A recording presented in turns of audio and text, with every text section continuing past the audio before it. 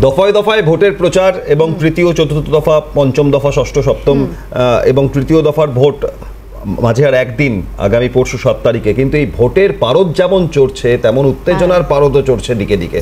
শহর কলকাতার বুকেও রাজনৈতিকভাবে সংঘর্ষের ঘটনা এই ভোটের মরশুমে। গিরিশ পার্কে তৃণমূল বিজেপি হাতাহাতি ধুমধুমার।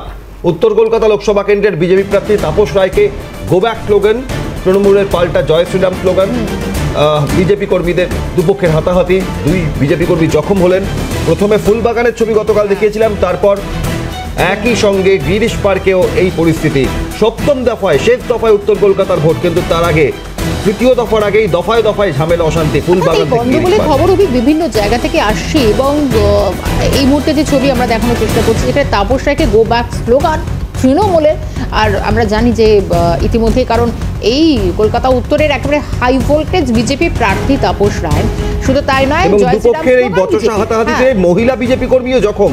আমরা দেখছি তমগ্ন ঘোষ, উত্তর কলকাতার বিজেপির সভাপতি, তিনি হাসপাতালে নিয়ে গিয়ে চিকিৎসা করানোর জন্য ওই জখম বিজেপি কর্মীকে নিয়ে যান। কিন্তু এই ঘটনা শহর কলকাতার বুকে নির্বাচনকে কেন্দ্র করে রাজনৈতিক সংঘর্ষ, এটা খুব মারাত্মক ব্যাপার শর্মিষ্ঠা।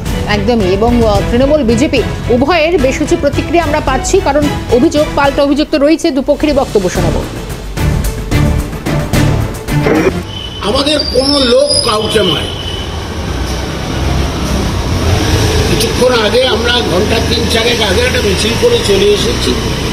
কে কোথায় প্রার্থী কখন কোথায় যাবে এটা দেখা আমাদের দলের কাজ না, এটা দেখবে ইলেকশন কমিশন, থানা, পুলিশ। 14 নম্বর বস্তি বলে একটি WC ব্যানার্জি স্ট্রিটে বস্তি আছে।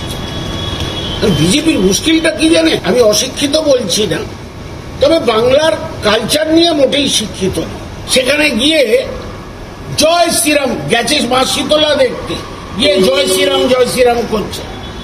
বস্তির মহিলারা, বস্তির মানুষ প্রতিবাদ করে ধস্তাধস্তি হাতাহাতি একটু হচ্ছে। তাকে দেখে তৃণমূলের যারা ওখানে কর্মীরা ছিলেন তারা গো ব্যাক স্লোগান দেন।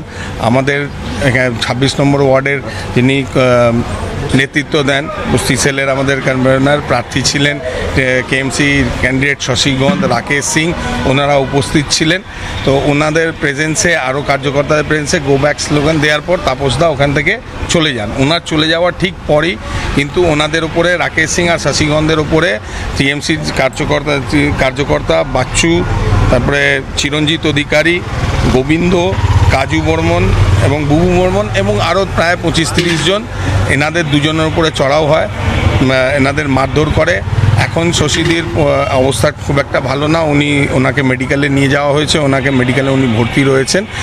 এই পরিস্থিতি নিয়ে আমরা থানায় অভিযোগ জানাতে এসেছিলাম। ঘটনা হয়ে যাওয়ার পর পুলিশ ওখানে উপস্থিত হয়, পুলিশকে জানানো হয়, তারপরে যায় আর তারপরে সিচুয়েশনটাকে কন্ট্রোলে আনা হয়।